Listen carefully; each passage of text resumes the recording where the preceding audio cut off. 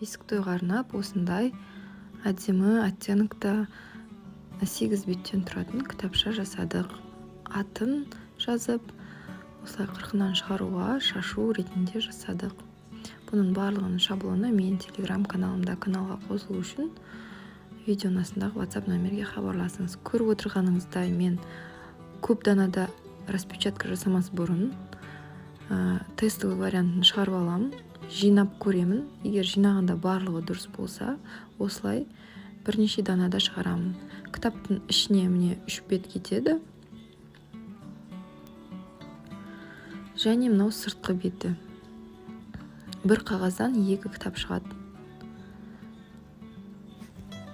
Көріп отырғаныңыздай титульный листтің без полей распечатка жасаймыз. Без полей өте әдемі. Ішкі жағын с полями распечатка жасаймыз. Өзінің беттері бар, тұру ережесі. Каналдан қарасаңыз түсінесіз. Мынау міне ортасына кететін бет, себебі бұл бір өлең ұзақ. Балама тілек деген өлең ең бірінші шашудың бетін ашқанда тұрады. Осылай міндетті түрде бүкіл бетін жинайсыз. Титульный және 3 бетін жинайсыз да, міндетті түрде мен сияқты кесіңіз. Бөлек кеспеңіз, себебі бөлек кессеңіз обязательно 1 миллиметрге разница болады. Ондай разница болмас үшін осылай етіп бір қиып шығасыз. Кітаптың жасалуы өте оңай. Бұның дизайнын жасауға көп уақыт кетті. Ал бұның осылай жасап шығару, ол жағы өте оңай. Тек текстін жазасыз да, сыртына шашу деп, немесе тағы бірдеңе деп распечатка жасайсыз. Бірінші тестовый вариантын шығарып көресіз, жинап, содан кейін уже тиражбен шығарасыз. Осылай бүп-бірдей қылып кесесіз, содан кейін осылай міне дайын тұр. Кітабымызды ортасынан бүктейміз.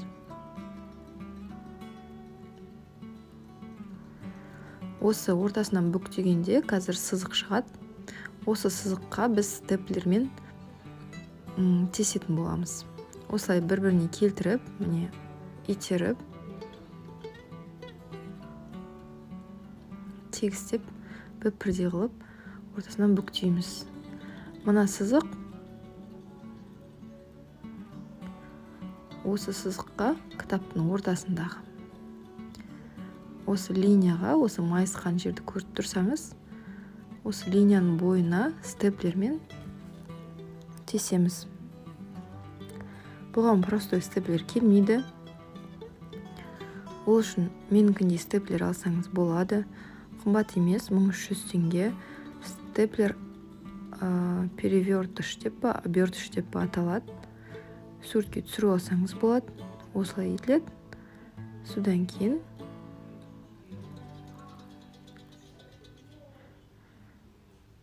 осы кітаптың қақ ортасына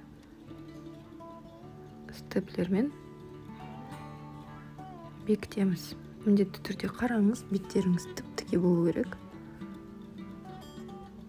Содан кейін барып степлермен бекітесіз.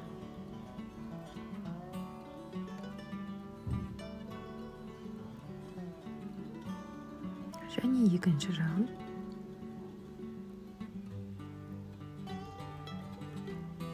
міндетті түрде комментарийге жазып кетіңіз. Бүгінгі осындай кітап ұнады ма? Егер осындай каналда кітаптардың көбейгенін қаласаңыз, комментарийге осындай кітаптар керек деп жазыңыз. Енді біздер әрине бұны шамалы әсемдейміз одан да. Ол үшін біз, мысалға, мен жаңағы стразаларын көріп тұрсыз, мынаған золотой да келеді. Серебристый таңдадым мен, бірақ серебристый цвет более андай плоский екен, сол үшін сол серебристый таңдадым. Осылай ыстық клеймен барлық стразын мен ыстық клеймен клейлеймін міндетті түрде. Қазір жақыннан көрсетемін, мұнда видеоға дұрыс түсіңкіремей қалған.